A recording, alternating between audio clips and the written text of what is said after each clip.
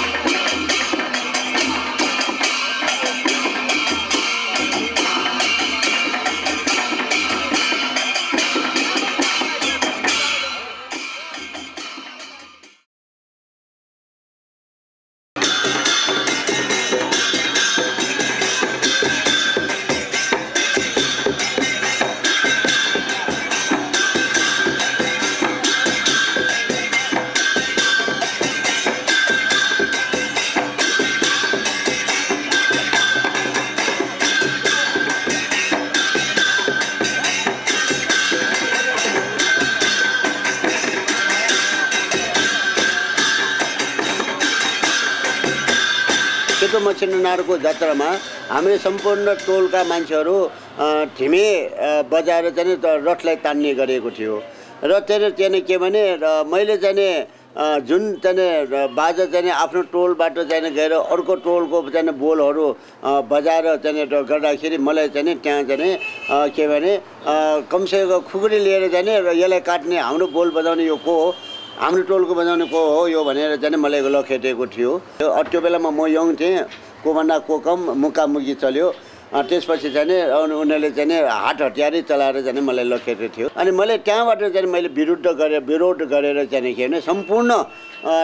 टोलको मान्छेले र एक टोलको मान्छेले अर्को टोलमा सिकाउनु हुँदैन भन्ने प्रथाले तोडेर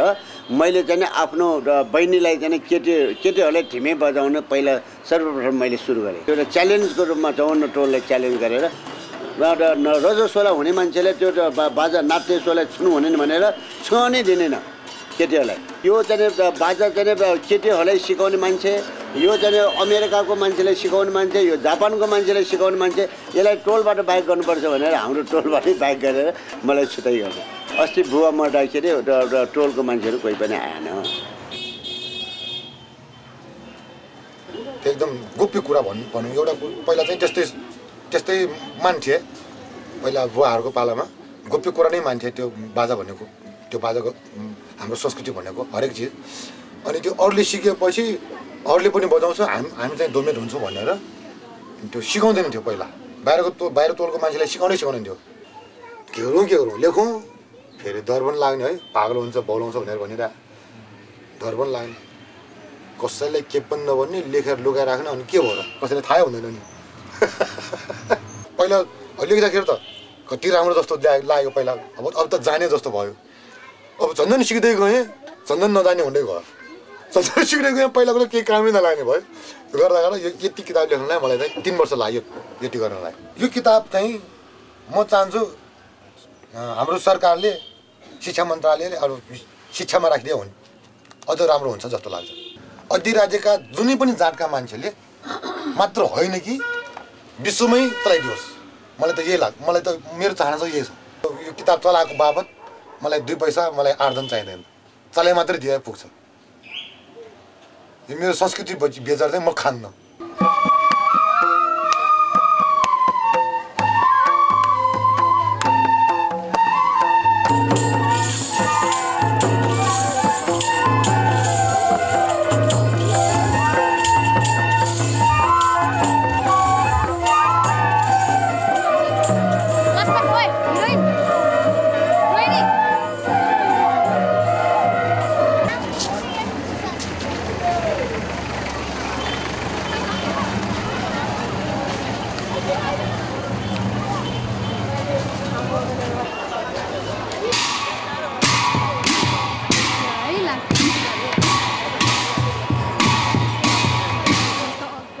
काठमाडौँमा चाहिँ तपाईँको चाहिँ यो के पृथ्वीनारायण शाह राजाले चाहिँ काठमाडौँलाई चाहिँ ज्यापोहरू नेवारहरू सबैजना इन्द्रजात्रामा मस्त भएको बेलामा चाहिँ अट्याक गरेर लिएको त भन्नु है नरबन्दा लिन सकेको थिएन नि जस्तो मैले कुरा सुनेको थिएँ यो हो कि होइन अब मलाई थाहा छैन मलाई मेरो बाजे बजारहरूले मलाई भनिरहेको एउटा सिक्काको 2 पाटा भने जस्तै हो कुनै पनि चाडपर्वमा अगर बाजा बजाएन भने त्यो जात्राको अर्थ के होला यसो कल्पना गरौँ अहिले असनमा मान्छे हिँड्ने जस्तो त होला के अर्थ लाग्यो के पनि अर्थ लाग्यो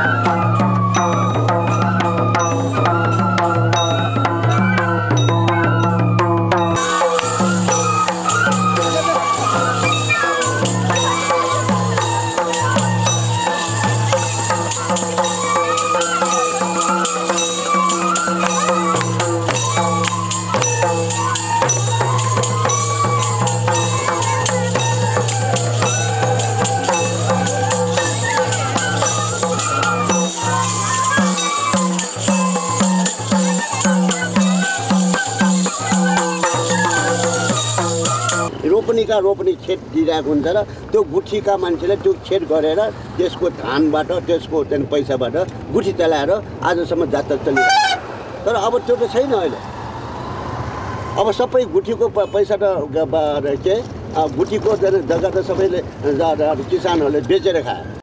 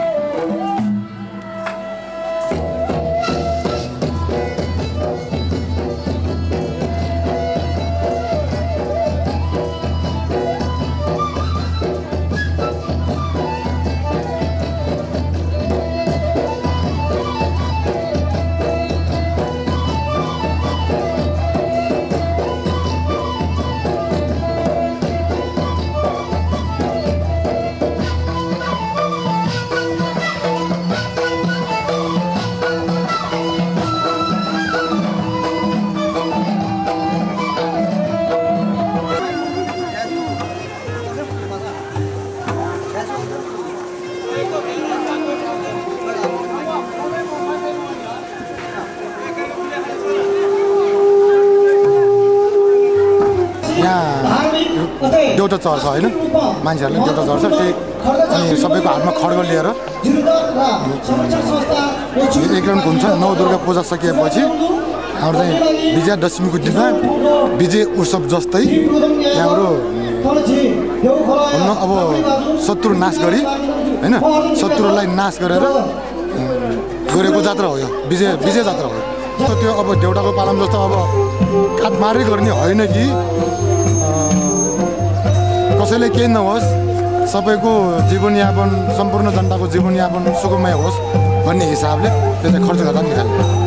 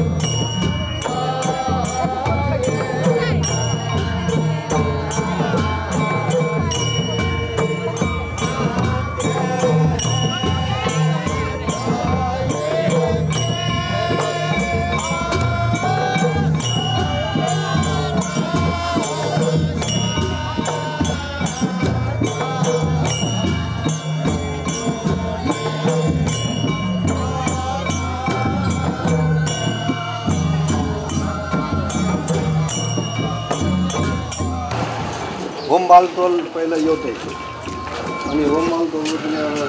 गुरुहरूको कुरा नाइकीहरूको कुरा नमिलेर नाइकी चाहिँ अब एउटै म्यानमा चाहिँ दुईवटा तलवार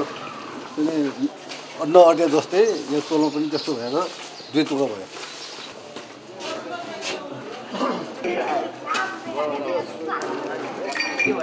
चराहरूको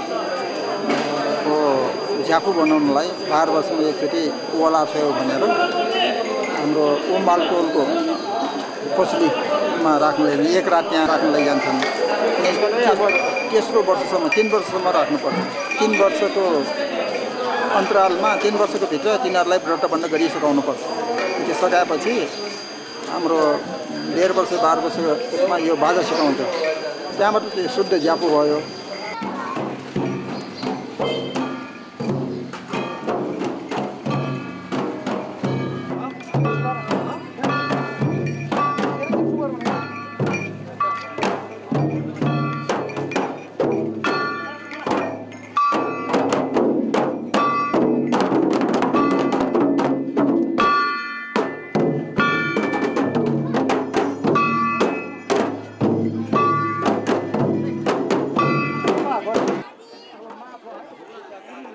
यो सानो ढिमे भनेको एउटा क्रान्तिकारी ढिमे नै हो। यसले क्रान्ति गर्छ। क्रान्ति भनेको के भने झगडा गर्ने होइन कि क्रान्ति भनेको डेभलप गर्ने होइन। यसले चाहिँ पहिला चाहिँ यो सानो ढिमे बजाइन्छ त्यहाँबाट चाहिँ अनि सुरु भयो। अब चाहिँ सुरु भयो उसको लाइन सङ्गीततिर। अब यो सानोबाट ठुलोमा जान्छ ठुलो ढिमे जान्छ ठुलो ढिमेबाट चाहिँ अब अर्को डाबातिर जान्छ है पश्चिमतिर जान्छ अनि त्यहाँबाट चाहिँ सुरु हुन्छ। त्यस कारणले चाहिँ यो सानो ढिमेलाई क्रान्तिकारी बाजा भनेर भनिएको।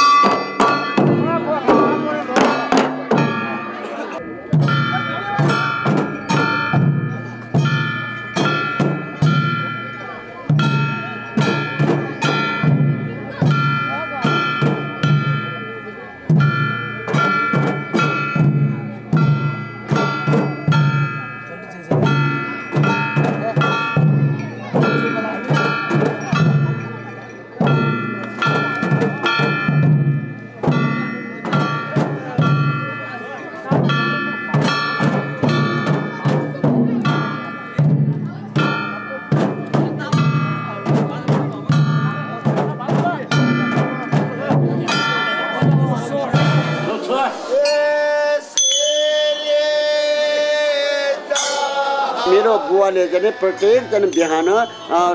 सेतो मच्छिन्द्रनाथको अगाडि बसेर एक महिनासम्म 2 महिनासम्म चाहिँ त्यहाँ भजनमा डापा बजाउँछ। त्यो डापा भनेको सम्पूर्ण टोलको मान्छेहरू त्यहाँ आएर चाहिँ डापा बजाउने सङ्गीत त्यो भगवानको प्रार्थना गरे। जस्तै आसपास मैले हेपीमा गएर भजन मेरो निरन्तरता मेरो बिहान उठेर जानु भनेको टिभी हेर्ने होइन,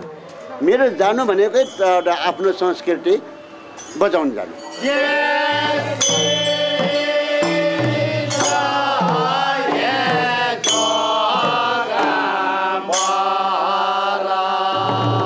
यो सङ्गीत र